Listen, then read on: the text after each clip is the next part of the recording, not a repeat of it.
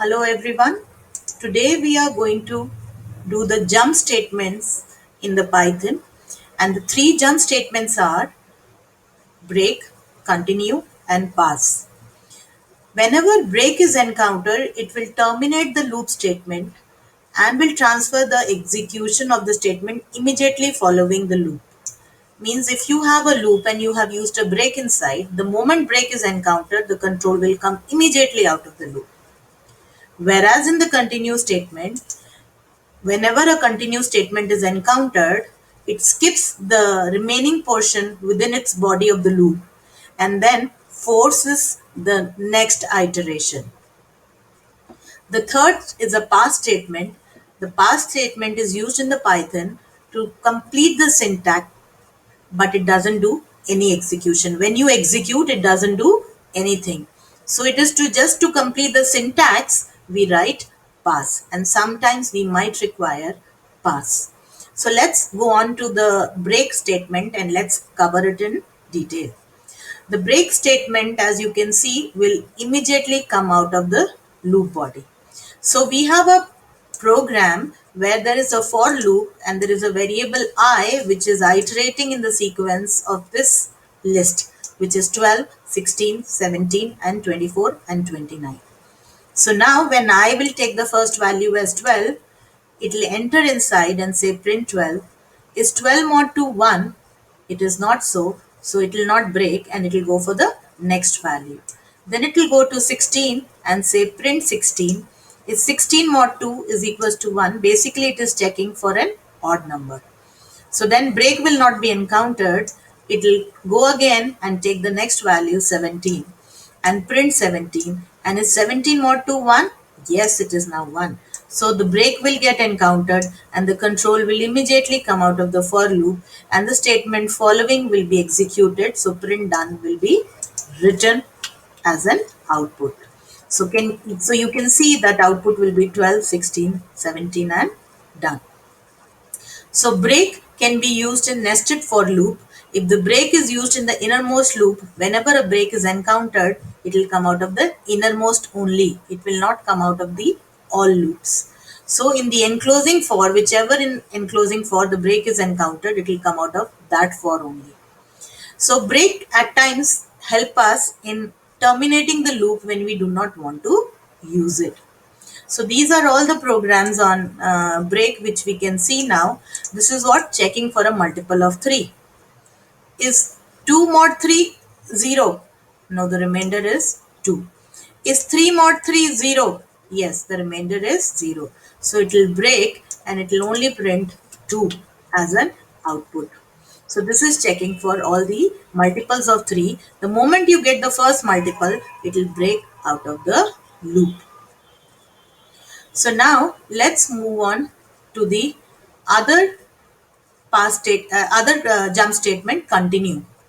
The continue, whenever is encountered, will skip all the parts of the code below. What is the part of the code below? This is the thing which is below the continue in the loop. So it will skip.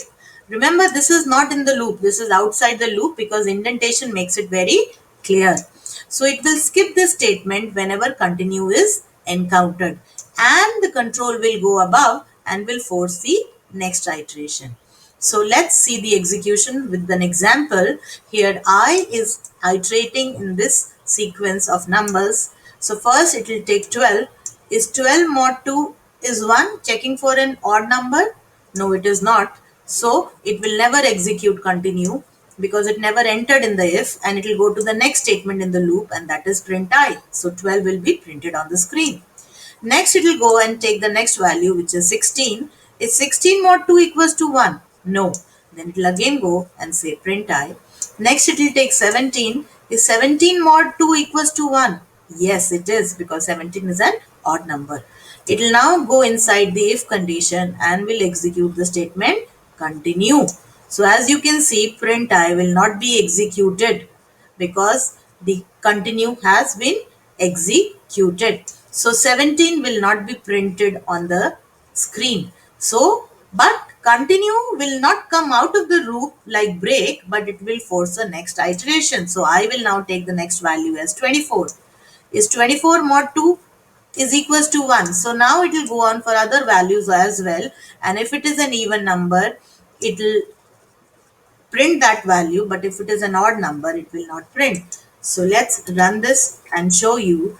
It did not print it 17 as it was an odd. It did not print it 29 as it was an odd number. And once the last iteration got over, finally it is going to come out of the for loop and going to execute the statements after the for. So print done will be now executed. So this is about the continue statement, a jump statement in Python.